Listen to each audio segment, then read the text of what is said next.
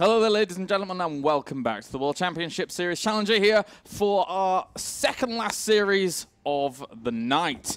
And of course, let's look at our two players here going into this game. It is going to be Harstem going up against Nerchio. And, well, Todd, what can you tell us about these two players and where they've come from? They've been around for quite a bit of time. Harstem, he used to struggle against Zerg, and then he worked really hard in the matchup, which I think makes sense here for him to go up against somebody like Nerchio, who's, again, as well, not been doing as well as he used to. So it's going to be really interesting because Nerchio, it really feels like in ZVP, is a little bit of a one-trick pony. You know, he loves his Spire and Mutas, but Harstem's very aware of that. So does Nerchio still actually use that style, and how well is Harstem prepared, and how is he going to counter it? Oh, that's a good point. That is a good point. Harstem, for the longest time in our couple of seasons that we've had recently here in the World Championship Series, he's done well, but never really pushed on to the upper echelons of the tournament, unfortunately for him, where a lot of people in the European scene right now are expecting him to get to eventually, because everyone always touts him as one of the true Protoss talents here in the European scene. Wouldn't you agree? Yeah, it's supposed to be his year for a very long time, but it's never really been, though. No. It will keep being his year until it hits, and then finally someone will proclaim, "Ha-ha, we told you it was his year." But, yeah. That was the best fake laugh I've ever heard. Ha-ha! It's the surprise laugh. It's the surprise laugh. And then, of course, Nerchio, he started out in WCS. If you think back to, you know, years past, he started out in WCS as a real strong contender. Yeah. But 2015 hasn't been his year, if you want to go on the other side of Harstem's. It hasn't been Nerchio's year. He has had struggles in Challenger. And for someone who sat at the top of the European scene for a long, long time, that's not acceptable for Nerchio, I think. Last season was picked by TLO, I think, for a Challenger opponent, and got dispatched off with ease. And this time picked by Harstem there. It's funny to see like somebody who once upon a time, you know, he was, I feel, the best European and maybe foreigner with Stefano. Yeah. Now he's getting picked as one of the easy players that you want to play against in Challenger. He's getting picked on. Yeah, that's... He needs to fight back. He does. He needs to prove himself. He needs to get back into Premier and then fight there. Because I think once you put Nerchio in a round of 32 situation, he can prevail. But he has to get past the Challenger situation that he finds himself in. Let's jump into our first game here in this best of 5 to see who is going to be moving on. I think a lot of people, you know, touted him as the gatekeeper up to the top right-hand corner. And we'll see if he can get back to his gate and hold on strong. It is Mr. Harstem playing for Team Invasion Esports. And then down to the bottom left-hand corner, we have our blue Zerg representing Team Acer. It is Nerchio who, in my mind, you know, if he was able to get back to Premier, that would be absolutely fantastic for him. But Challenge has just been his roadblock here in 2015 so far. Much like Nerchio, actually, you know. Yeah. Definitely been struggling there. So all it takes is one best of 5 again. So coming into it with a lot of preparation, always going to be important. Harstem, we know him as the guy who practices a lot for this kind of match here. He knows how to go into a lot of custom games, whereas Nerchio, to me, he really strikes me as the type of guy that will play, you know, a lot of ladder, kind of give some thoughts to his match, but probably not playing nearly as many custom games as somebody like Harstem. Well, for now, we'll see how this is going to play out. It being Iron Fortress, our first map, it means that it gives our Protoss player a little bit more discomfort, it being this map in particular. Nerchio probably feels quite comfortable here just to go up to his natural, go even maybe over toward the third very, very quickly. I don't think he suspects too much aggression from the very start here from Harstem. Yeah, I wonder, like I said, whether we might see Nerchio here going into the Spire tech as much as we've seen from him in the past, because it's really something that you can hard counter, especially if you know that it's very likely to happen. You know, you can hide some Stargates, Roddy style. You can do a timing before he finally kicks in. Nerchio is very good at dealing with all these things, but again, being predictable in StarCraft 2 is, I feel, never a good thing. Yeah. We saw Happy fall victim to that before, correct? So, yeah, it's something that can certainly make you stumble here in Challenger. Nerchio did fall prey to that sometimes. Harstem is not being actually having the easiest of times against Zerg in tournaments recently. His last 5 series against Zerg, he lost 4 times to Ouch. Elaser, Firecake, Hyun, and Jelong. The one guy that he beat was TLO in Valencia. And actually, the last Zerg before that he beat was Nerchio in the base straight TV Hell It's About Time, which was about a month ago. So definitely, I guess, not too long ago, had some good results against Nerchio. But now, like I said, this is where it all matters the most, and preparation is going to be key. And we're already seeing Harstem here. Go and check over towards the third base before even checking over towards any hatcheries, any spawning pool timing. So really valuing the idea of, is this a third hatchery? Is this something that I can maybe pressure a little bit? Not seeing the gas here is a big deal. Yeah, that's why I figured. I was wondering as to why not going in there and actually not seeing the gas. But because it was pretty late. Maybe he thought that Lynx and the Queen will come out soon and he will lose the probe. But it's better to lose the probe and no than not. So in this case, like his wall-off, there is a chance he might not be up on time. But I don't think so. Like if he really plays greedy and he plays like, this cannot be happening, maybe Lynx can get in there with speed. But yeah. I do expect fully Harstem to start focusing on walling off here very soon. And look, he's even going for a sentry, which is the best thing that you can get for defense there. Yep, all good. The top of the ramp is on lockdown, and the 2 extra gateways will be added on at the front eventually, one would usually assume here from Protoss, to then just round out this wall and make sure it's going to be a bit more sturdy, as a Ling will poke forwards, but there's not much he can do against this small task force at the front. Nerchio going for the 3rd hatchery behind is still pretty standard. I really feel like Nerchio, like the thing that I expect here out of him is what we've seen in the past so many times. Just him going to roaches, making a bunch of them for safety, and then dropping down that spire somewhere and going for mutas, because that's what he loves. That's what he's the best at. Yeah. I guess you've got to keep an eye on where all the overlords are going and just make sure that, I don't think he needs to hide it even. Yeah, it doesn't need to. It doesn't need to. But he's certainly been one of the more common decisions from him over other Zergs, right? He does like to play these little tricks, for sure. You're going to sound so smart if he does it, Kailaris. Well, yeah. I don't mind if I don't. It's okay. Forge going down now for Harstem. A little bit of, so far, a baguette Protoss style here with the sentries. Pretty sure it's going to be going, into the 3rd base, dropping down some extra gates. Then you see Blink and +2 a lot of the time. Well, I mean, we've seen Lilbo dispatch of sort of very easily yesterday with, just that very solid 3rd base, a bunch of sentries, and then a timing with a lot of sentries and a lot of Blink Stalkers. So, honestly, I feel like right now this is one of the best builds that you can do, especially if you think that you're better than your opponent. It's actually pretty good against what Nerchio likes to do, which is, again, Lynx, Roaches into Mutas a lot of the time. You're going to be able to kill him pre-Mutas in quite a few of those games that you're going to try this into. So what do you make of this? With the Hydra stand going down for Nerchio here, is this just a slight deviation from his norm to go for this kind of more Ling Hydra comp? Yeah, I mean, he's definitely capable of throwing in an all-in here and there, but I feel like a lot of the time it's not really him to go for, a lot of Hydralisks there and putting it all on the line with units. But look at this. He saved a lot of lava there. He's going to start 7 Hydralisks. I'm really starting to wonder how much he wants to commit to this, because he's already on 4 gases there. So maybe he just wants to be safe because he knows that some kind of, sentry attack could happen. And Roaches, they're pretty bad against sentries and stalkers. They just get force-fielded away, whereas Hydras, they not only defend against sentries very well, they also kill the Mothership Core. It's also pretty obvious that a Protoss that plays like this, he's going to want to move out and try and make something happen. Like, look at the amount of gateways that Harstem's getting. That's a lot of gateways.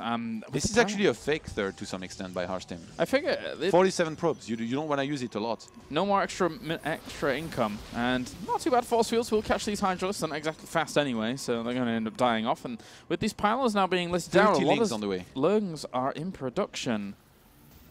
And I was going to have to see how I was going to deal with this. He even pulls off the drones, realizing that this is quite the severe attack.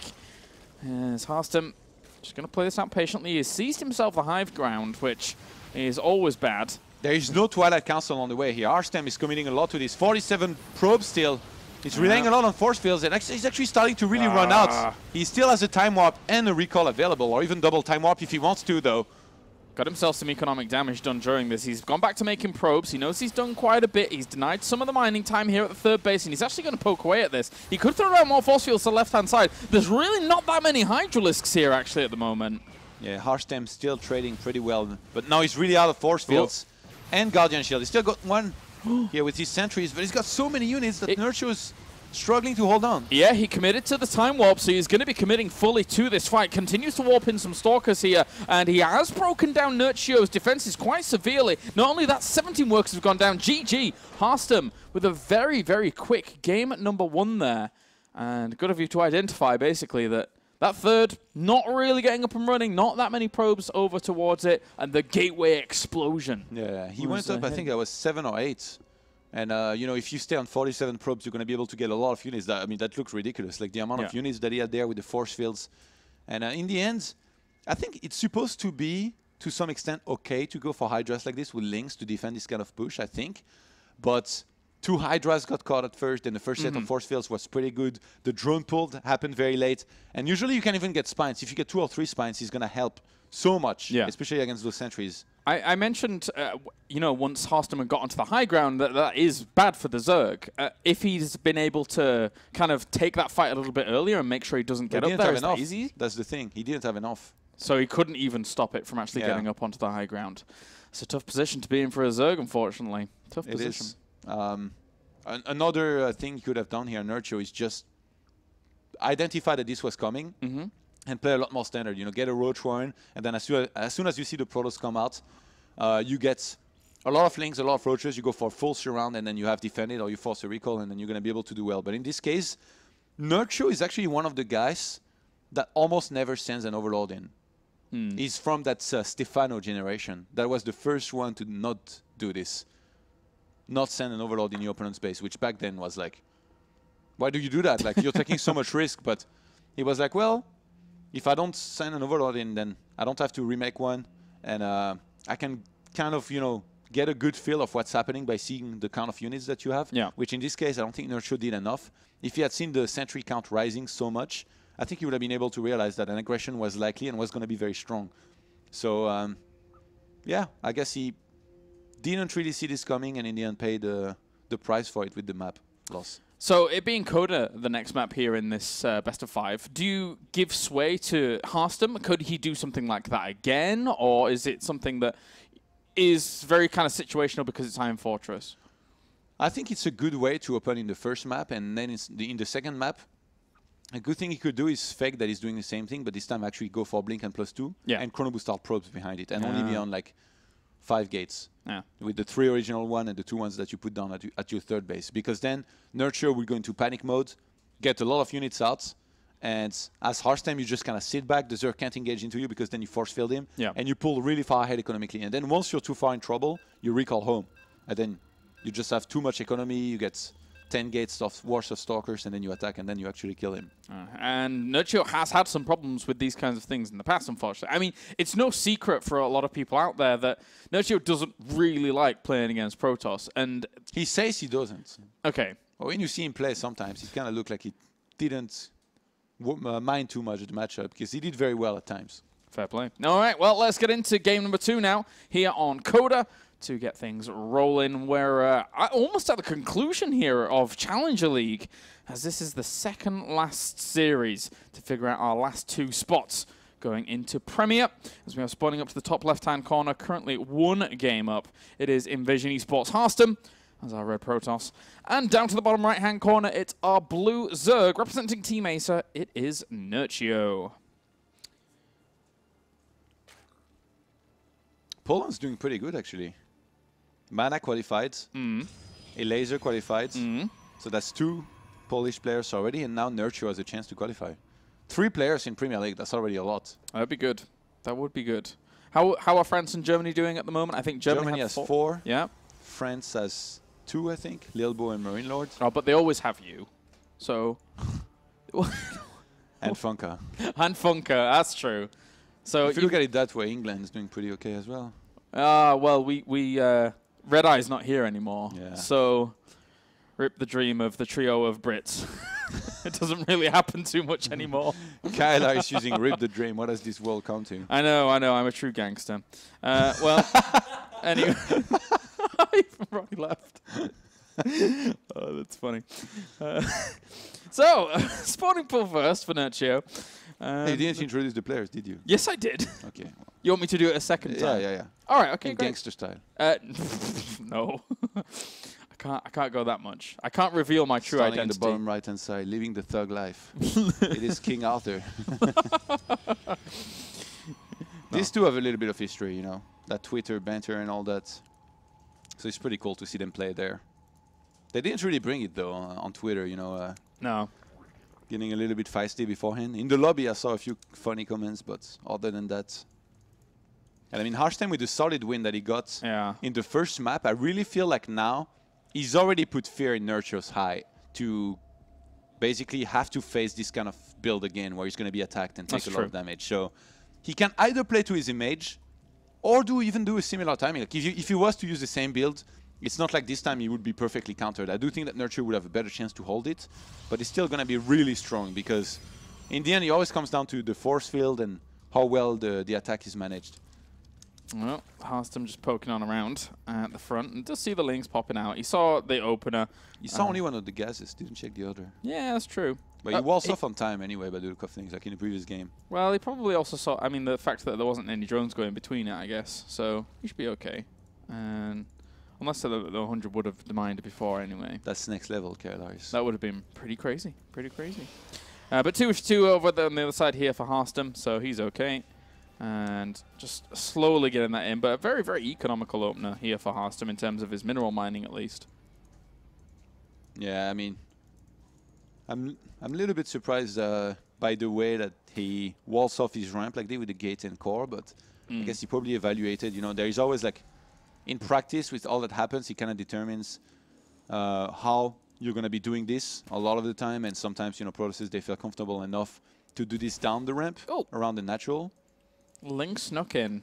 He's getting Mothership Core very quickly. Not sure why. Usually you do this when you want to be aggressive, but I've seen quite a few Protosses, actually more and more, just getting it early just because, I guess, you know? To kind of present a threat and have the defensive capability as well. And the, you know, happy situation is at least it's there to fend off that Zergling, and the Zealot would have had a bit of a difficult time running around in circles and trying to clean that up. But also the creep's been started here for Nerchio, nice and quick, so at least he'll be able to push that on out towards the third base and leave himself in a bit more an easier to defend situation. He needs to start gases, and he does now, with 2 of them just before the 6th minute there. Nerchio, we'll see if he sacrifices an Overlord now this time, because I'm pretty sure in the previous game he didn't. And I mean, the map is actually really hard to do this on. There's a lot of space in your main base. On Iron Fortress. Like, going to the back of the base of a Protoss with a slow Overlord, there's like 0 chance, you know, a Stalker is going to be warped in, he's going to get killed. So he didn't even try. Roach Warren already going down. Nerchio's really worried, because I really don't think this is an offensive Roach Warren. So he's really worried about an attack there.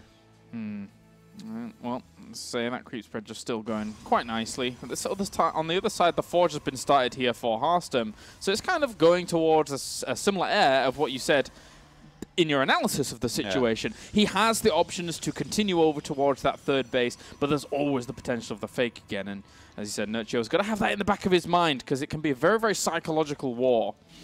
Look at this. He does it this time. Actually, he did last game, right? And he missed the Forge. I think it was at the very back. As you said, with Iron Fortress. The thing is, yeah, he was to... I mean, seeing the Forge wouldn't have changed anything. It's more about seeing the follow-up gateways. Yeah. And since he went for a decently quick lair, because he skipped the Roach Warren and wanted to go for Hydras, I think it's an Overseer that he had to send in. Like, the initial Overlord, it's nice if you can get it in there, spot some kind of tech, but if you see no tech, you definitely need to go for a quick Overseer to spot what's up. And in the previous game, he didn't do that. So definitely going to have to fix that there. The Phoenix, Hallucinate Phoenix even I should say, is getting itself some intel. At least he's confirming that the third is decently saturated at the moment, but 11 roaches are on the way, so there's maybe a few drones missing from the third as he sees them all popping. If he can catch these sentries and force a recall, there is a good chance that Harstem is going to be in a lot of trouble, because then he's not going to have photon of a charge for the defense, and you can get a lot of roaches out and, you know, kind of fight between that third and natural. Yeah. But moving back now, realizing that those roaches were on the move. Got to be a little bit careful about that. You are right. Mothership Core is going to spot them as well. This is great here for Harstem. Well, he's in a good spot, very good spot. Leaving the Mothership Core there, as you say, not only to spot, but also to start working on them as well. But it does take a little while to get back there for the photon. He's dropping down the Twilight Council this game, so he's kind of, to some extent, doing what I was talking about. Yeah, and, you know, playing to his image, making Nerchio worried. Nerchio is skipped on a lot of drones to get these roaches. Yeah. He's on 52 drones to 57 probes. I like how you basically cashed the game before it even started. So thanks for that, Todd. As we have the Robo facility about to finish up. Sorry, about to start even, I should say. And well, with that... Donuts! Oh, okay, catches quite a few there, actually. There's 4 or 5 in there. Continues to drop down some force fields to make sure he can stop this onslaught. And no Zergling speed, so it makes it easier for the defense here, definitely. Hey, look at this Nerchio behind this. He's trying to catch back up in the walker count, getting 10 of them. And actually going for all attack upgrades there. No car pace. Wow. Infestation pit as well going down. So I think he might just go for a quick hive to try and get Vipers. But usually you get Hydralisks with this. So, oh, there we go. Hydra there. Yeah, I was going to just throw it out. +2 on Blinker started on the other side here for Harstem, who in Europe right now, he's pretty much one of the best in the biz when it comes to +2 Blink Stalkers, along with our French Protoss, of course, that did really popularize this style. Harstem adopted it in spades, so he's good with it. In spades. In spades. With the amount of force fields that he has available and a recall there, this is looking very scary for Harstem. Nerchio is going to start going back there. The force fields are going to have to be thrown down very quickly. I don't know if Harstem knows that Nerchio is there. He's reacting a little bit late. And it should be able to actually deal with that as well. Actually, he didn't get that hatchery. I really thought he was going to be able to get that hatchery no matter what. As we've been attacked by a huge amount of music. I'm not sure what is going on. It must be either under this.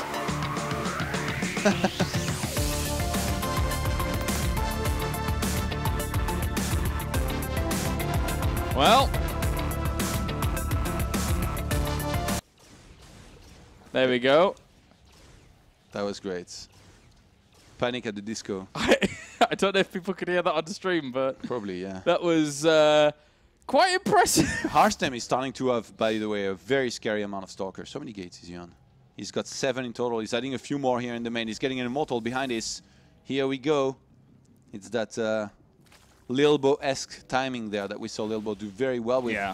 Nerchio getting a little bit very feisty. Powerful. Ooh, painting some force fields there. I don't think that Harstem has that. Man, you look at his sentries. If he buys time, he hasn't been sitting back at home, so they haven't been building up on energy. He's been out on the map and force fielding a lot. And it's potentially setting up for a counterattack, but if he buys time, those infestors are going to be out very, very soon with, and Pathogen Glands is finished. Templar Archives has gone down, likewise is the Spire. Hive is about to be done. Oh, those infestors are going to be massive here. Nerchio, he was one of the original gangsters to use them the most and do very well with these fungals. Obviously, back then they were much stronger, but still, if he can land some good fungals on his sentries, it's going to be naked stalkers against a lot of units. Got to be very, very careful. That's a good fungal to start things off, but where are the other infestors? He forces the recall out, and that was very, very good by Harstem to save the majority of his forces. But this was great here for Nerchio. Really sending this back now. He's on 8 gases. He's got that Spire about to finish. If he starts a greater Spire now, he's going to be in a great position to get Broodlords and close this deal out and win the game, I think. You did see the Hive morphing in, so at least Harstem does know that that could be a potential threat coming along.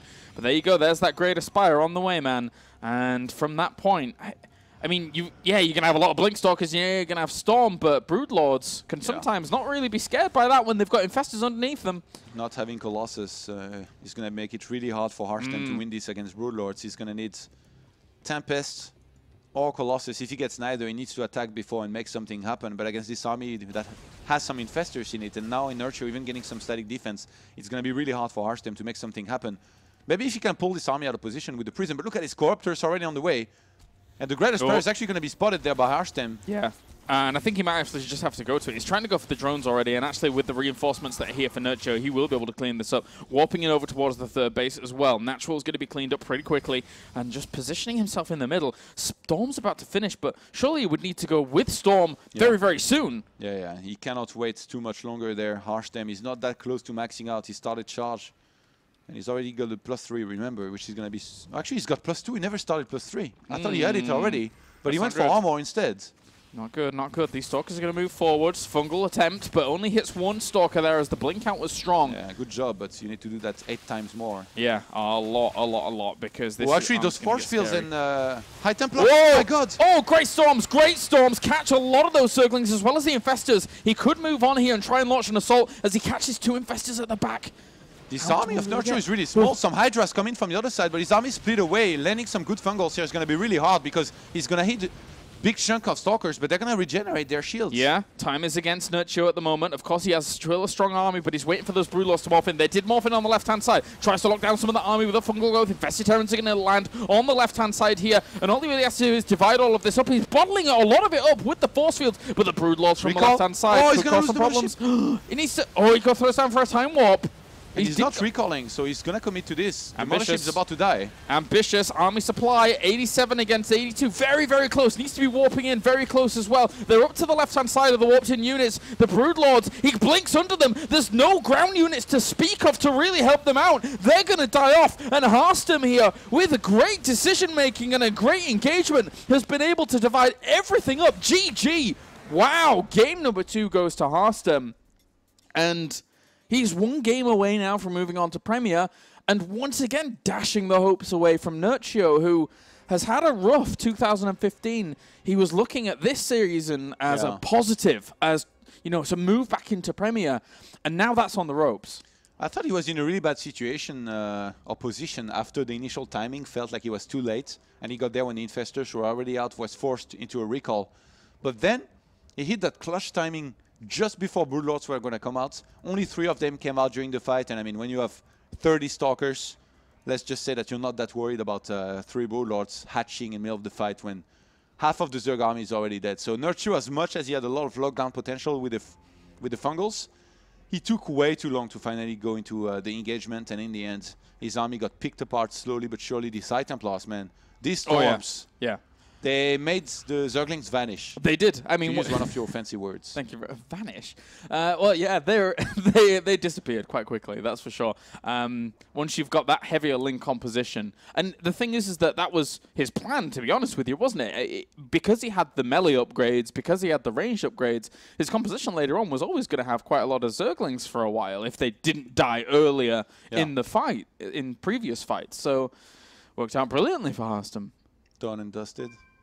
I guess so. I haven't said it for a long time. A long time. You need to bring it back. Okay, done and dusted. Yeah. And the Kailai soundboard will make its appearance someday. One day. I'm not quite as famous as Lofty just yet. Rendered obsolete. All right. Well, Dash and Terminal, just like done and dusted, is going to be on the way here. Lovely name. D and T. We'll do what we can.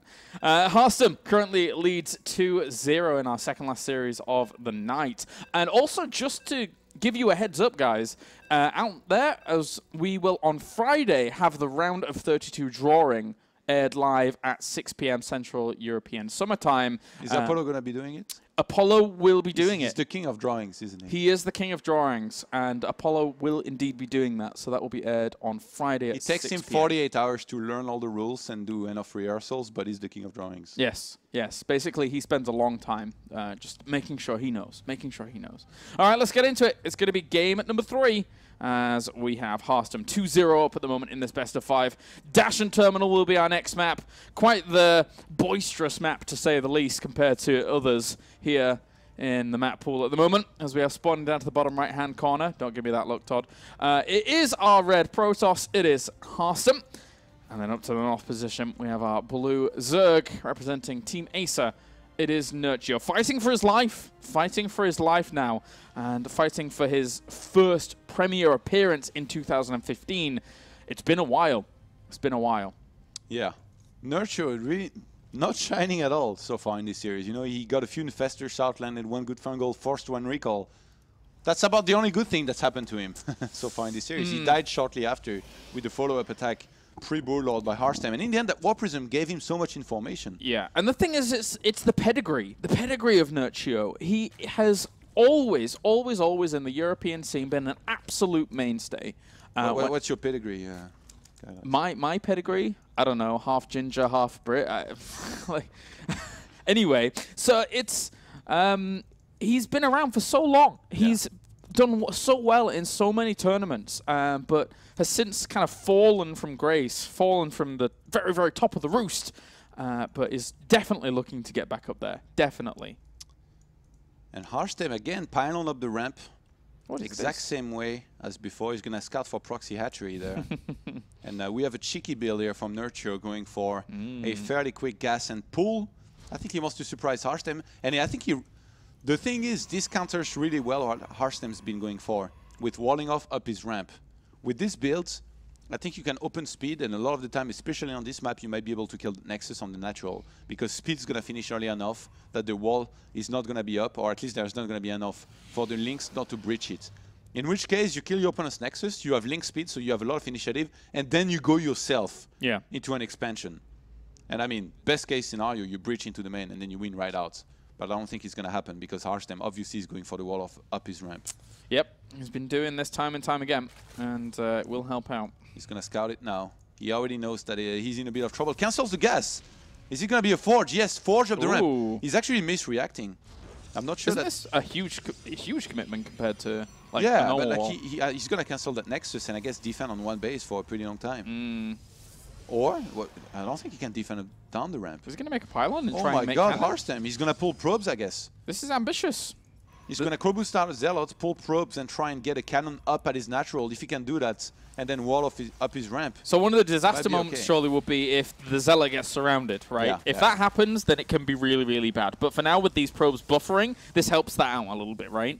Yeah. This might be a brilliant move, because look at this. Nerchio behind this gets drones. I feel like he should have been making links against this to try and commit, because then you can really break it. But right now, he's maybe not going to be committing enough to trying and killing this. Needs to do a dance, needs to buy time here for the cannon to finish up, but so far they haven't even breached the shields. The second Zealot's here, and that makes this a whole lot easier now, because one Zealot alone, but the run-up, on the block with the pylon. Great move by Harstem. Oh my god.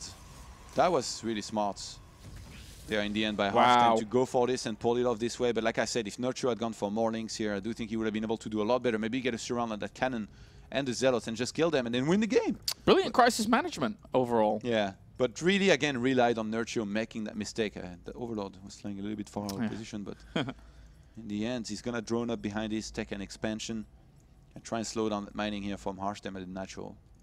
One Zealot's going to move back towards the ramp. Make sure these Lings aren't going to run forwards, and the mineral line is being protected by these two Zealots. Ever standing guard. Oh, gets himself a probe though. Not too bad, but he has some room to make up still. It's still 28, 2 workers to 28. Harstem, that was a cool defense there. Definitely gonna get a second cannon here. He's being a little bit paranoid. I remember the golden days against Nerchio on Metalopolis when he would go for like one base roach rush, and if you open Nexus, quick Nexus with Forge, you were dead. I like the end of the wall as well that Harstem's made with the gateway, Cybernetics core down the ramp to eventually wall that off so the Lynx couldn't even run around the back. Yeah. Cancels this. What was that, the second cannon? Or I think it may have been, yeah. 113 minerals recovered, so it was a cannon. So I guess he realized he wasn't going to need that, and now the wall off's going to go down the natural. Harstem being on 34 probes to 33 drones. He's definitely, you know, hanging there very well. But he's not ahead by any means. And Nerchio going for the gold base here. As risky as it is, if he's left alone, he's going to be getting a lot of units out and he's going to be in a good position. Yeah. Potentially even a necessary risk considering the position he's in. But at the moment, you know, he could have easily just taken a normal base. So, but already having a Forge, I would have like Harstem to start his +1 earlier. But he's getting some sentry there. Maybe one more time with the Baguettes Protoss build where he goes for the third base, gets a bunch of sentries. Let's this time let them build dump on energy. And actually this could be great to attack into that gold base because force fields, man, around that area, they're going to be pretty good. But look at how many drones are being transferred to the gold base. The Nerchio's economy is going to be ridiculous. It is quite a lot, and he's also working on the rocks as well so that he can push the creep forwards through there and then actually use this as a reinforcement measure and reinforcement point towards a precious gold base. So very important that he does take those rocks down so he can access this easier. Warp gets started really late this game. He's still only, like, you know, I guess 2/3 to completing it.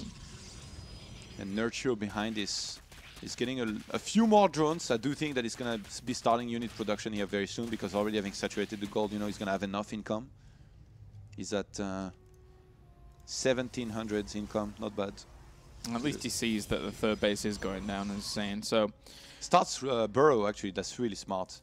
if he gets attacked like in the first game this time and he has a lot of roaches, Harstem had no detection back then. And I guess since there was Hydralisk and Lynx, it wouldn't have mattered for Nerchio to get burrow, but this time he's actually going to be going roaches. These Lings looped on around to realize that they didn't really want to take that fight at all. It would have been hard pressed to really do anything there before that cannon phased in. Twilight Council's going down, so Harstem might not necessarily want to be nearly as aggressive as he was in the first map here and played maybe a little bit more like he played it in the second map. You know, just moving out like this, recalling if he gets in trouble, doing a lot of scouting with hallucination. He just saw the lair. He's going to spot the roach warren in the main, even though it was pretty obvious this time he was there. Hasn't checked the gold yet. Oh, has he not? Nope. Oh, that's a bit of a shame for him. Robo's going to go down. But on equal economy here, Todd, are you not favoring Harstem's position? The thing is, there's the gold. And the gold's pretty important. Yeah, and the fourth's going down quite rapidly in a very defended position as well, because it's so far away from the Protoss. Harstem's getting a cannon in the main mineral line. Not sure why. Is he worried about Muta transition? Because I don't think not yet. And it's weird. Well, he's in good position. There is no roach speed. If he gets some good force fields there. And he catches a few of these units, but Burrow is still in range of that cannon, so that roach did end up dying anyway. That was actually a lot of wasted force fields. I have to say that Harstem's force fields, for the most part, have been fairly disappointing there at times. He's not trapping enough units, if any at all. And Nerchio, he's speedless there. Yeah. If Harstem had trapped a lot of roaches, he would have killed them, because he's got an observer on the way behind this. Trying to get extra little bit of wall off going on at these rocks, knowing that he can't really deal with this with just the Mothership Core alone. That's going to take quite a while. Maybe he could have tried to loop around, but the Overlord would have given him good vision for that. Photon Cannon has been activated, though, and will eventually push these units away. Spire is going to complete very soon, and here Nerchio is going to be in his comfort zone, most likely in this game. Look at this. Those in. He's already going into a 4th and 5th base there, Nerchio. If you let him go into 10 gases too fast, and look at this, he's already got about 1,000 gas here. Stacked up, so he's going to be able to start 10 mutas. He is racking this up. He's actually gathered a lot of momentum in this game, and you know, it might have just well been down to the goal base, having just propelled himself so far forward. The vision now of the goal base has been granted fully. I think he may have known about it before, slightly before, but Nerchio at the moment, there's not really much that Harstem can do to pressure him, surely. Harstem flew above that Spire earlier, but I'm not sure he actually saw it. Okay, no, this time he checked it again. And I think he should know, but he's getting a prism. Maybe to attack and reinforce into the fight. He's going to have to move out soon. And Nerchio, from now on, he's only going to be playing the base trade. Yeah. He doesn't care if he gets counter-attack. He's actually happy about it, because then he flies into the main with mutas, and he counters the 3rd base with a lot of roaches and zerglings. Getting himself the Mothership Core, blinks forwards here with the Stalkers. He already killed off one Mutalisk even that was down towards the bottom left-hand side. Second Spire is on the way. Uh-oh. Okay, this could get really sticky, especially since some of those links actually got on towards that Immortal at the very front. All of the army here of Harstem was very, very disjointed and is having a really difficult time of moving around from base to base. I don't think Harstem can move out there. He needs to sit back at home, use his Stalkers to defend against the Mutas, leave the rest between his natural and 3rd base. He's got a lot of cannons on each base, so as long as he doesn't take too much damage, and look at this, he was out of position for 1 second, going to be losing 6 probes. Those are very important probes. He threw down a bunch of Stargates. If he can start using them, gets... what is this? Gets Anion Pulse Crystals and a lot of Phoenixes, he might be able to deal with these Mutas eventually, but Nerchio already being on 10 gases. He's going to have so much gas to work with that he's going to be able to go into Corruptors. And then 6 gas Protoss against 10 gas Zerg. You can make Phoenix range all you want. Corruptors plus Mutas is going to be really hard to deal with. Yeah, very, very difficult. And Harstem... He's going for the fights. Look at this. Nerchio overextending big time there. Oh my god, he could get counter-attacked here. Got to be careful about doing that. You cannot be pushing too easily onto this position. I mean, he has a lot of Stalkers for all intents and purposes, and this Warp Prism has been on quite the journey. Usually you want to find the Spire with this and snipe it, but in this case, the Spire is going to find him. Yeah, these Mutalisks doing what they can. At least he'll drop some of the Zealots. Nope, not even. Okay, so he had the potential to, definitely, as he was overground for a little while there. But the Phoenix are going to amass. Is being made. I'm not sure if Nerchio saw this, but either way, he can just pull back and get Corruptors. And he's even got too many Mutas to really worry about it just yet. Oh, blinks forwards. Actually, the Mutalisk is just going to go straight for this fight with the Stalkers. Where are the Phoenix? They're flying in there, but all the Stalkers are going to die before they even get there. And with the acceleration there, it's still going to be really hard to deal with Mutas. This is not Wings of Liberty. And we'll just try and push it back where he can. But, oh, the turnaround. He's got to be so careful. He's got to babysit these Phoenix to no end. But now the Corruptors do begin. Also, the Fleet Beacon goes down. So, as you said, Anya Pulse Crystals will eventually begin. Nerchio already being maxed out here. All he has to do is take a good fight, keep on remaxing. Whoa. Good force fields are going to go down there. That's not a good fight. It's really pressed up against it there. You've got to be so careful. But the thing is that actually these Phoenix have gained quite the number to the point where they can continue to force the fight up until the Corruptors come in. And there's 8 of them, yes, but they're very, very slow into the fight. More Stalkers being mobbed in. A little bit surprised. I thought he would just focus on getting more and more Phoenixes, maybe start working on the 4th base, because right now Nerchio is still on 10 gases. Zerg Flare attacks level 1 will finish. Look at this. He has a lot of minerals. What does he do? Starts a lot of spines back at home. Already thinking about the potential base trade he might have to be in. There is actually a few... It's funny because there is a bunch of transitions that you can go into here as Nerchio. If you have a lot of Mutas and your opponent is going to Phoenixes, you can drop down a Baneling Nest, get a lot of Banelings on the ground. Kill the sentries and then just blow up everything that's on the ground for the Protoss, and then you've won because you're on 5 base against 3. But instead, Nerchio is definitely more of the stubborn type, you know, that will go into more Mutas, more Corruptors, and just try to win the air battle, no matter what. Yeah, he'll stick around on Corruptor Muta for a long, long time. Try and throw down extra cannons as well here to stave off this attack, but he's losing Phoenix after Phoenix now. The control here from Nerchio to actually have these being zoned out is fantastic with the Corruptors. Made a bunch of spines back at home, like I think bleeding out right now. Doing what he can. Lower than this. You mean these ones? Yeah. Yeah. Why they're bleeding out? Look at the poor things. Oh, he moved the Overlords. You're right. Oh, yeah. That's not great. But at least the army at the front is still looking really, really strong. And with Hive on the way, if Nerchio can get the 3-3 air, he's actually going to win against a lot of Phoenixes with range. There's 9 of them right now. And the blink up from the Stalkers. They're trying to zone out the Corruptors whilst the Phoenix do the business, but he is losing a lot of Phoenix now. He's down to 7. He's doing a really good job holding on, to be honest. Yeah, he hasn't lost too many workers. 18 in total, but against this, he could have lost a whole lot more. What do you think would be the best transition out of Nerchio to face this army of Harstem? To face this? Yeah. Oof. I mean, the thing is that... What is Harstem lacking in this army? AoE? Immortals. Yeah. So if you go for Ultras, actually, you might be able to do really well. Like, being able to shut down that 4th base of Protoss consistently is going to be so important. I was thinking... If Nerchio lets that go up, the game changes completely. I was thinking Ultras, but then the way Harstem was sitting so back in his 3 base, like just sit in between walls and never let the Ultras really get the engage they want. But then if you do that, Nerchio takes control of the whole map, right? Yeah. Yeah, but you need to win a fight at some point, though. So you do have the points. Well, for now, Harstem. Oh, there's 5 cannons in the main there for Harstem, but Nerchio is just going to go for the trade, I think. He might just evacuate the gold if Harstem chooses to go for it. But no, the Phoenixes are going to fly back. The Corruptors are trying to cover them as much as possible there. The Muta is going to turn on these cannons. Going to take them down very quickly.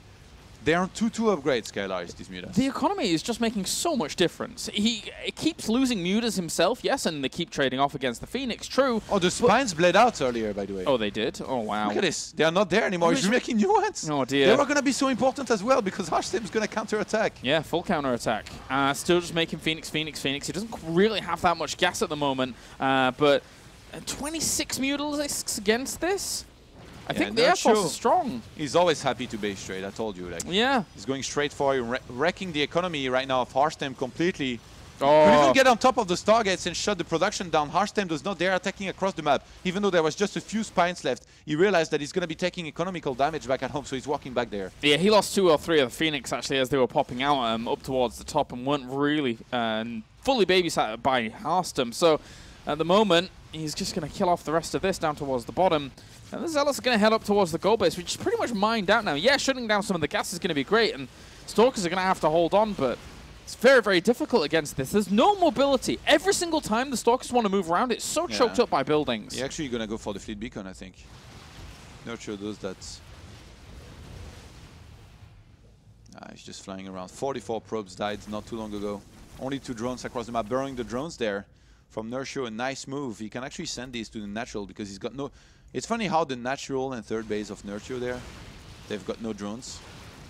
Natural, 3rd, natural. Yeah, the top left-hand side one. Yeah, no drones on the minerals. Zealots being sacrificed. Losing Phoenix to Nerchio pulled back, so he might actually have to fight there. 81 armor supply to 70. There might be enough Stalkers. It doesn't have minerals, really. It's 24 Stalkers to 23 Mutas, but there is 4 Phoenixes in support, and on the other side there is 10 Corruptors in support. And the Corruptors, once they have done their job, really, they're kind of useless, but... Harstem is finally going to be able to get a 4th base, so this is far from over there. Carapace level 3 is on the way, but he never started Zerg Flare attacks level 3, though.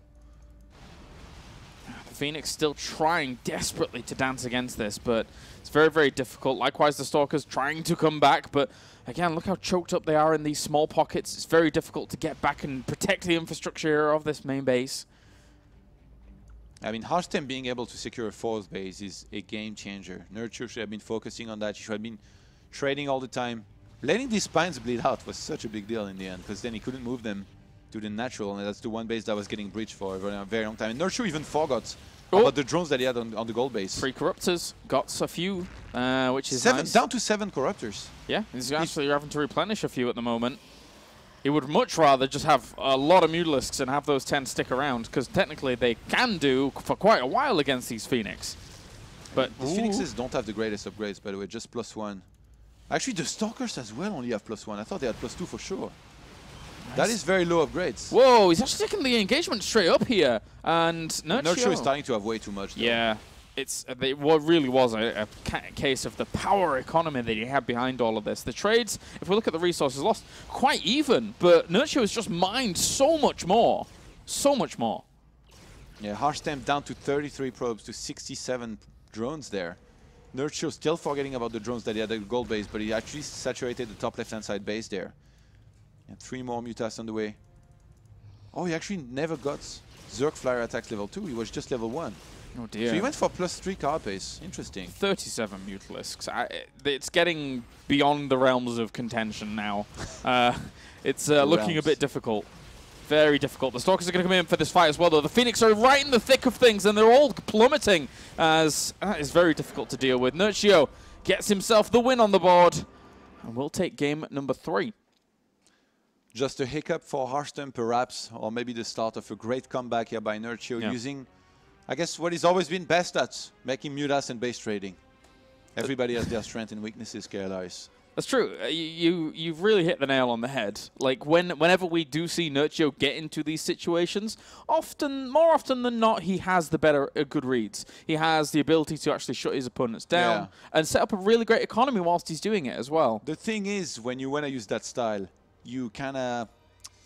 I want to say you want to be able to propel yourself in the mid-game with a lead, which in this game is finally the first time that he got it. Getting it 2 more games in a row there against Harstem is going to be really hard. Yeah. Especially since Harstem this time, he's going to have his guard up against this kind of, Zergling rush. Might even just open Forge and Scout, even though I don't think so. So going to be interesting to see how Harstem this time around, he walls off around his natural. Because even though he had the great defense in the start, that was a really awkward way to head into the mid-game for him here. He had some cannons around his natural. He had his Cybercore walling off the right-hand side. Like, it was a bit weird. Yeah. And in the end, Nerchio, he was definitely able to go into Mutas a lot more comfortably this time than any time before. And map number 4 being Cactus Valley. Is there opportunity for Nerchio to do something similar here? Yeah, I think so. Yeah. This is definitely one of the better maps as well to do this, because if you just played standard, like I said before, Ling and roaches, and you make sure that you defend whatever is being thrown at you, and then you go into Spire, I feel like it's one of the better maps to pull it off. Then again, there is also, around the 3rd base in particular, places where force fielding can be very strong. So I feel like if Nerchio wants to go into that, he's kind of going to have to be greedy in the starts, because you want to have that 3rd hatch up very quickly. Yeah. So that you can creep spread, because then when you get attacked, it's very hard for Protoss to actually step on creep and, like, fight properly, You start stepping on creep, Zerg has the vision, they can get good engagements, they can come in from behind. So the initial build orders, again, going to be very important from both players. And I really wonder how on his guard Harstem will be. And if Nerchio might try something, because 4 players map, he does a similar build to this, and Harstem does the same thing as last time. Maybe this time Nerchio gets a lot of links and busts the natural. Because like I said in the previous map, he was going to have speed pretty quickly. He stopped links after what, like 10? If he had gone into, let's say, like 20 links, against 1 cannon, 3 zealots, he gets the full surround, kills them. Yeah. Game is over. There is no mothership core on the way. There was no second cannon. Like the natural's dead, all the units are dead. He moves up the ramp, does a bunch of damage, and then Harstem is on one base for like what 10 minutes while Nerchio is taking a natural, a third base. True. It's over. I've got to ask you, Todd, whilst we're waiting to get into Game 4 here, you've obviously, you know, been a prolific pro gamer in the past. In a situation like Nerchio's here, where he hasn't been in Premier for 2 seasons or so now here in 2015, if he was to be able to push himself to Premier here in the 3rd season, after not having the hottest of years, what would that do for Nerchio? Because at the moment, it's not been the best year. Yeah, I think he'd be pretty happy, obviously. You know, anybody that makes it to Premier, you can go on their Twitter and you're going to see like a yes. Like they're going to be super happy. Yeah. With like 15 S at least. Yes. At least. So it definitely would give him a lot of motivation as well to really try and come back a lot more on the scene, because he doesn't really partake in too many tournaments nowadays. Yeah. So, I mean, if you make it to WCS Premier and you beat somebody like Harstem, you can definitely play in any tournament and have a good chance to do decent or well. So, hey, it might actually just change everything for him. He might just come back in the scene, you know, very strongly with a lot of confidence, which seemingly has been lacking quite a bit of in the recent times. I mean, one thing's for sure is that WCS in general means a lot to these players. Yes. You see players that go into retirement but still play WCS because that's how much it means to these people. Oh, you're looking at me like this. I didn't look at you anyway. I think you did play. Okay, so let's get into it. Game number 4 here in our second. It's over. We'll bring back the music. Woo. Apparently the music was on stream. Just it was? Apparently, yeah. People had a great time, I'm sure. I for that brief 10 seconds worth of time, I also had a fantastic moment. It was lovely. So. On the flip side of things, obviously Nerchio, you know, we've spoken about his mentality going into this, what it would mean for him to go back into Premier, but Harstem, let's look at Harstem now in a similar vein. Obviously he has been in Premier a lot. Obviously he is looking at this as almost a stepping stone because he believes that he should be in Premier. But getting into Premier, that's one part of the battle. Getting far in Premier is a big battle. How as a pro gamer do you deal with those really intense situations where you are in front of a live audience, in a round of 32 situation, where there have been falters, there have been disappointments for you in the past? It's very difficult. I feel like at the end of the day, it always comes down to when you have a match like this, you forget about everything else. Like once the map loads up, all you're thinking about is like ZVP. The only world that exists to you is StarCraft. Because if you think about anything else, then you're getting distracted, and then you might not play your best. And Harstem, in this case, I do think that he knows that he's, you know, experienced enough and good enough to beat somebody like Nerchio if he plays his very best. So that's all he should be focusing on. Would you say... Even though recently he's had quite a bit of trouble. You know, he's lost in tournaments. He lost to Daishi at Home Story Cup. Would you say Harstem's a very intense player in terms of getting into the game? Yeah, I think so. Yeah? He's always playing, you know, some horrible music. Really trying to get into the moods. Weren't you the one that criticized his music choice at some point? I can't remember what it was. I think it was One Direction. Yeah. We guessed it was One Direction, and then it was One Direction or something like that. I can't remember. Yeah. I think it was at San Jose. I think Roddy said like he's enjoying the beauty, and then you were like, hey, if he can find beauty in One Direction. So you made a joke. Well, I don't think I've ever heard a One Direction song. So, but then again, I'm way out of touch with popular culture in general. So there you go. Popular culture. I don't know. All right, let's get into it. Game number 4. As I'm not going to dig myself any further into this. We have spawning up to the top right-hand corner. It is going to be our red Protoss representing Invasion Esports. It is going to be Harstem, 1 game away from Premier once again.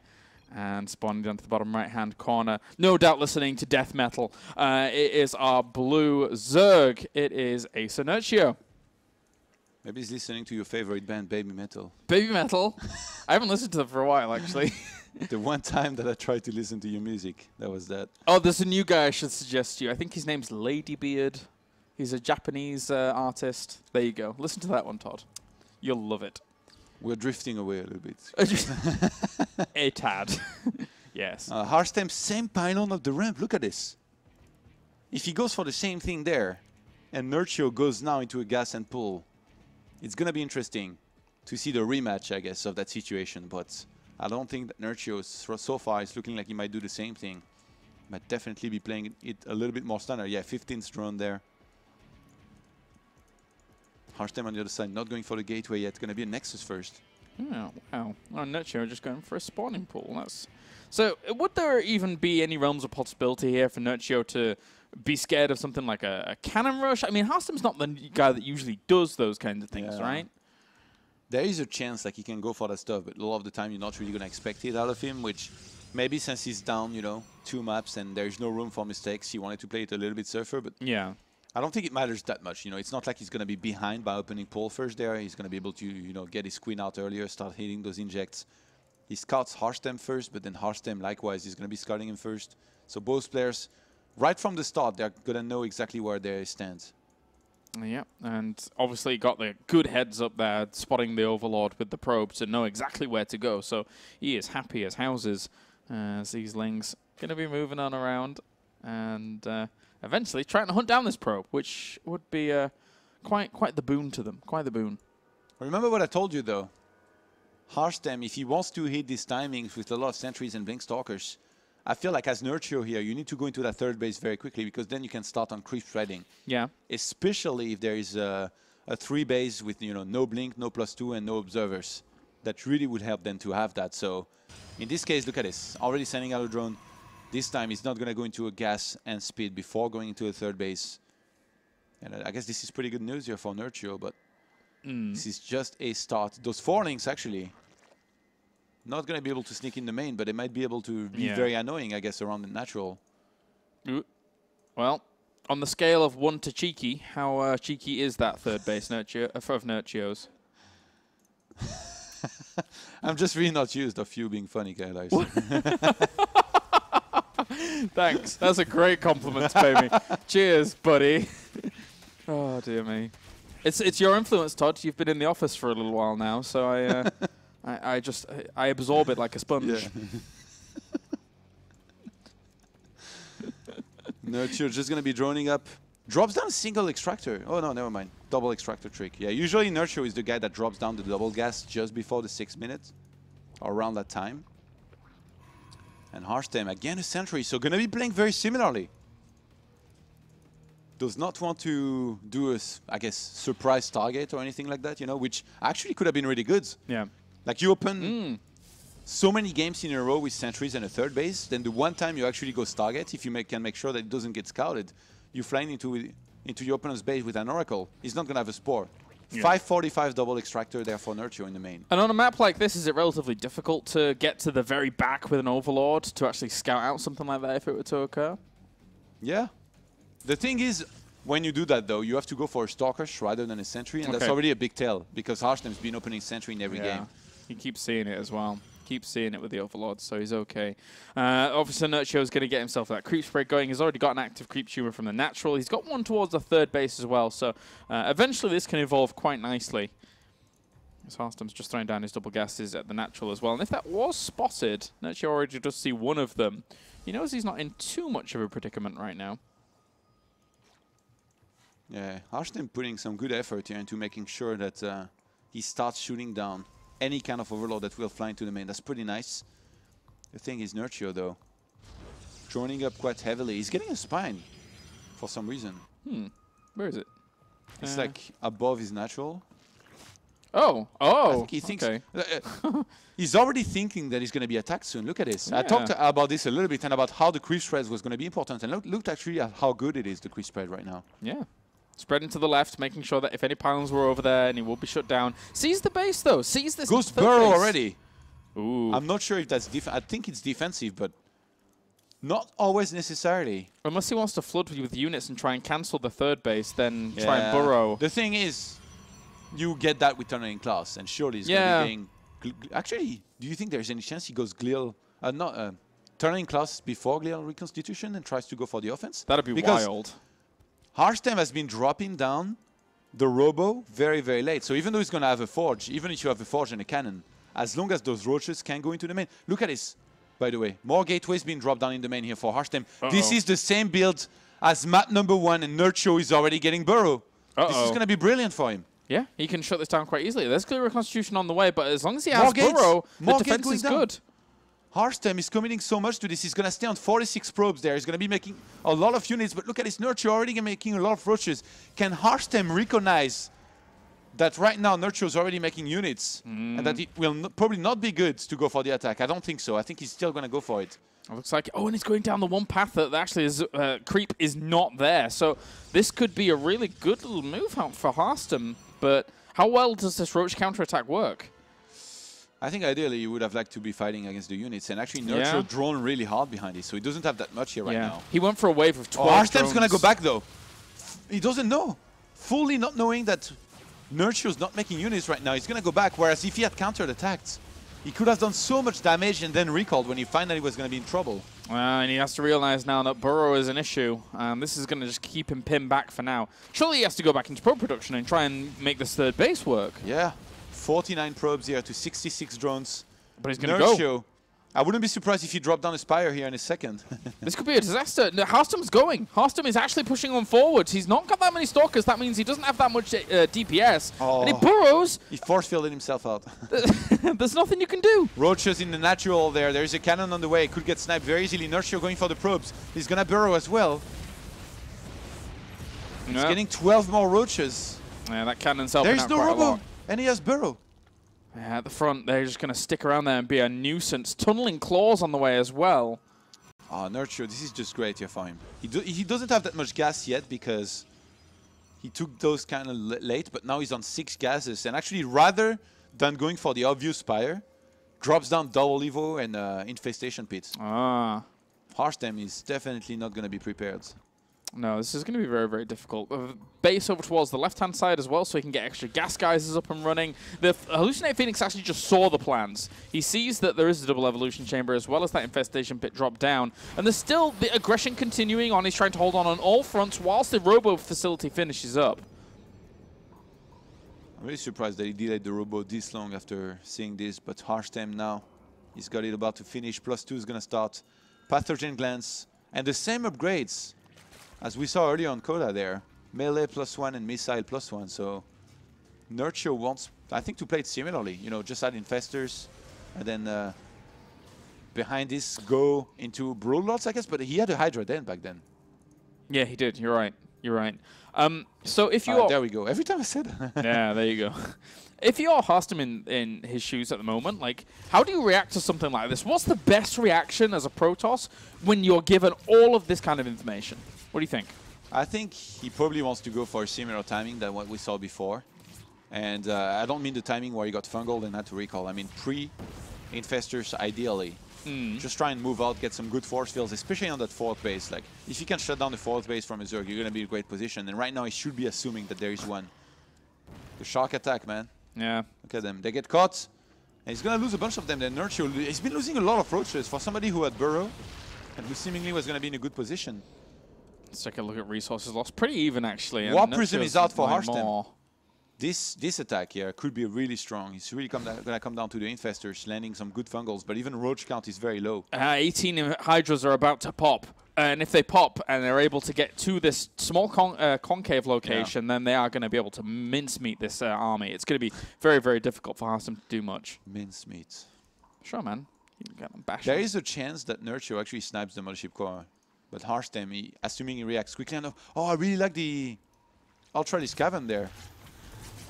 Harstem is being going very heavily into Stalkers, doesn't get many Immortals. This really could surprise him and do a lot of damage. And remember, since he's getting melee +1, he's going to have some upgrades here to work with. His nice fungal is going to land. Yeah. Going to force a recall there. Yeah, he can't stick around. Cannot stick around. At the same time, though, he's doing quite a lot of damage in the main base with these Zealots. He's already killed off 4 died. Workers. Oh my god. And he now knows the follow-up plan. So Immortals started, Dark Templars are on the way, Storm +3.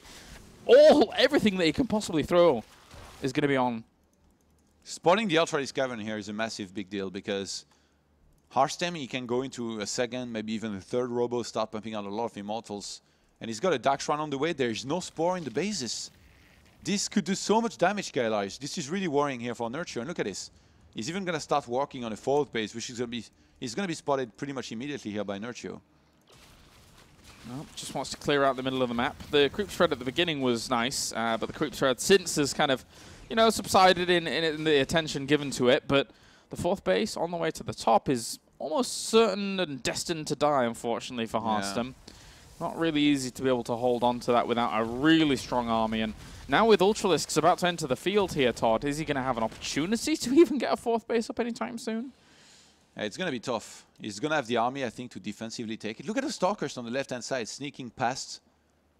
Oh, they're going to blink down. I thought they were going to go up the cliff there to try and shoot down these drones, but they're going to have to fight the spine there at first.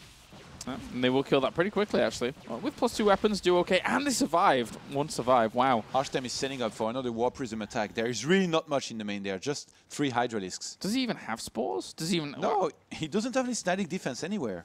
Oh, okay. There's an Overseer just above this, though. Except, I guess, the 3rd and 4th base, but the main and natural, they're naked, man. Got himself 6. Oh, the Prism almost got killed. But 1 DT got dropped down, and he's having some fun with those Hydralisks. Okay, so mopping in more Overseers. Oh, the attack on the left-hand side is massive. But Ultra is going to be able to break these very important force fields. Yeah, Guardian Shield goes up. I don't think he's really giving him full benefit of the doubt here, as he actually catches some Infestors. Oh, he caught a great couple of Infestors there, and Nerchio was not paying attention to it. War Prism is in the main base again, trying to put on some pressure. Eventually will be cleaned up. Likewise, this Dark Templar should be as well. I'm really surprised that Nerchio is not the one engaging on the left-hand side there, because with the big fungal and with the Ultras at the front being able to cancel those force fields, he might have been able to get a really good engagement. The more he's waiting, the more Immortals that they're going to be. The thing is, he's counting on Broodlords to do a good job here as well, once again. And full onus in that left-hand side is on just 1 Infestor at all, because he lost a couple. So the Fungal's going to have to be really on point. It's the world upside down, Kailash. The Zergs on 57 drones and Protoss on 74 probes. Ooh, that's the Fungal. He has another one available to him. That's a great one, but recalls on out of there. Doesn't want to fight. Will go back another day. And this time, Harstem being fully aware that there's going to be Broodlords very early. He gets double Stargate, but no Fleet Beacon just yet there. Starts +1 air weapons to get things rolling in that direction.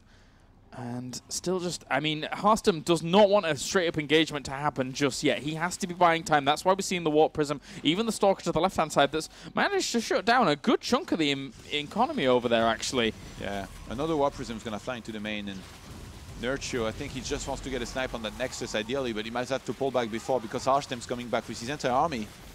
Committing a small amount to this, and as you say, loses an Ultralisk for it, as the Zealots do get dropped into the main base. Doesn't quite see There's a few links there. I'm really surprised that Harstem didn't go for the massive Warp-in, by the way, in the main, because there really wasn't that much ever, but now Nerchio sent his entire army back. The Stalker on the left-hand side, actually, funnily enough, sniped an Extractor all by itself. Oh, well done, mate. And 5th base is actually under siege as well. He has to just back off a little bit there. Good Storm will start things off. He sees the Broodlords as well. Has to be a bit careful, but he gets the denial on the 5th. You know what? Harstem is actually playing a great game at limiting Nerchio when I figured it would be the other way around, but oh boy, was I wrong. He's getting Void Rays now. So not quite the Tempest that I'd call. He was going to start a Fleet Beacon, but then messed up the probe control in his main and didn't. And getting the other Warp Prism there. I like this. He needs to keep on applying some pressure with the Prism, I think. Definitely, definitely. If he can just keep his opponent back, kind of dancing and scrambling, it will be very, very good. Eventually, he's going to try that base. Yeah, that base is going to get cancelled here once again. Storm on top of the... Good Storm, wow. Really good Storms. And he keeps the High Templars alive every time. Look how weak this entire army is. Uh-oh. The Broodlords. Okay. Phew. That was going to be close. Some of these Broodlords, he actually got one with Storms. Very rare you end up seeing this happen when that kind of army is facing off against one another, but his army is so weak right now because of the storms that hit. He forgot that he has Burrow, I think. Maybe, Definitely regenerate these roaches there. I'll try and sack them. At least he's sending some in the middle of the map. There's some DTs and Zealots there to deal with this. Harstem's played this out like a champ, really. So far, yeah. To get these bases up, to survive, to keep this pressure up as well, it's too Oh, this army by Nerchio on the right-hand side. Stepping out of place. War Prism in the main here once again. There is nothing there this time, or even close. This could do a lot of damage. Oh, 2 Immortals. Yeah. I guess he figured the Roaches count is too low now to justify having this many Immortals, and there isn't that many Ultras either, so... And once the Void Ray count gets going, then he should be in an alright spot. Of course, there are the Corruptors here to try and counter that themselves. Where's that guy going? 1 Immortal is on strike now, and he will pay. He saw something in the distance. Yeah, he's a magpie. He saw a shiny thing. A hot dog. Hot dog. All right, well, let's have a little bit of an attack over towards the left-hand side as well, and there is a Dark Templar there, but the Spore Crawler should be able to see that. Yeah, there we go. Fleet Beacon is going to start now by Harstem. He's got quite a bit of a bank here building up already, even though he's been losing a lot of units and trading. 3 Immortals on the left-hand side. Look at that hit squad. I think he might even warp in a bunch of Zealots to try and get rid of that base. There's nothing nearby. This can do a lot of damage, especially like if Nerchio is going to have to send a lot of units to defend against this because it's a pretty massive force. Then Harstem might engage into the main army there. Yeah, these +3 Zealots are going to slice through this like butter, and those Immortals also working on the hatchery straight away. Nerchio is losing valuable economy. That was his most important base. He had to keep this alive. He doesn't really have that many minerals left over. He needs to replenish it. He's using the lack of mobility of this Broodlord so well. Yeah. And these Roaches challenging on forwards. These 3 Immortals are actually doing quite a lot of damage here still. This is ridiculous. This is getting out of hand here for Nerchio. Harstem has taken a sizable supply advantage, and he is playing this out beautifully. Yeah, he's going to be defended there eventually, but I mean, the damage has been done. Nerchio down to 52 drones, 67 probes. But Harstem is wasted his bank, by the way. Proper mothership on the way as well. Proper mothership. Proper mothership, mate. Harstem spent most of his bank, so even though he's got great income, he needs to be careful not to go too low here with this, because then replacing some very important units in his army is going to be difficult. But look at this, once again on the left-hand side there. He knows that the army of Nerchio is not going to be nearby. He scouts with hallucination and going to go for another snipe here on that base. Yeah, denies this one, sees the base over to the 5th, but doesn't want to quite go in that far, otherwise he would be bottlenecked. And actually, yeah, he might be trapped. There is no mothership with him. Yeah, exactly. Because he's going for a proper mothership. A proper mothership. And that's a lot of Corruptors as well. These Broodlords are very well protected. It's going to be up to the Storms to really kind of tear through those Corruptors very slowly. Very slowly. Of course, Void Rays, yeah, you can respect them, but that's still a lot of Corruptors. You need to respect them. The authority of the Corruptors is strong in this one. Nerchio forgot he had a bunch of Roaches on the right-hand side there, but I don't even think it would matter that much. And Harstem, he spotted that extra base that was being attempted to be taken there by Nerchio. He wants to hit it, but the army is there, which means he's not on the left-hand side, and he's going to make sure with 3 Stalkers that it's not being retaken. Harstem in a fantastic position. He can just keep on expanding, make sure he doesn't even take a fight, but he might even be happy to take one, because he can replace his army. He's got quite a bit of big. 3 more Stargates. Exactly. He's setting himself up for a beautiful transition. As long as the Storms hit, but look at this. We're already the separation here of the Corruptors, making sure that they don't all get hit by a Storm straight away. There's a lot of Storms still left over here, though. As he's got to be careful. He will walk into a few of them already. That's a big chunk of damage actually being done to these. If the Archons get underneath this as well, which they are doing, good Funkles are going to lock down the Void Rays, but at the same time, the Corruptors are completely evaporated. GG. Harstem takes the series 3-1. And that last game played out so well. Yeah, really abused the fact that these Warlords, they are very slow, and even though, you know, you have Roaches and Hydralisk in defense that can move out a little bit faster, that distance between that first base of Nerchio, his spawning base, and that 4th one on the left-hand side, on the very far left, there's just such a distance that if you send a Warp Prism there, you can really use the warping that you have as Protoss to basically do a lot of damage, warp in a lot of units, make sure that there is always too much, and eventually you keep on expanding, your economy is always left untouched, and it's just too much. Really outplayed Nerchio, and he gets back in Premier League. Yeah, it's his year. It is his year. He will continue on with his year after year after year, as he's looking to propel himself forwards now past the round of 32 and really make a good mark. Obviously, he has been in the round of 16 before, but Harstem aspires to greater things as one of the younger players here in the World Championship Series. And for Nerchio, commiserations. Unfortunately, he falls into a position where he has been in 3 times Challenger this year and 3 times unsuccessful. But one thing's for sure, I imagine we'll definitely be seeing him in the future again. Yeah, next year on Legacy of the Void. Yeah, there you go. Trying to make these lurkers work this time. Yeah. Roach into lurker, into Spire no matter what. Keep going Spire, man. Keep going Spire. All right, well, that does it for series number 3, ladies and gents. We are going to go to a short break, but don't go anywhere, because when we're back, we're going to have our final series of the night, and we're going to figure out who is going to be the final player going into Premier. It's either going to be Firecake or Zanster.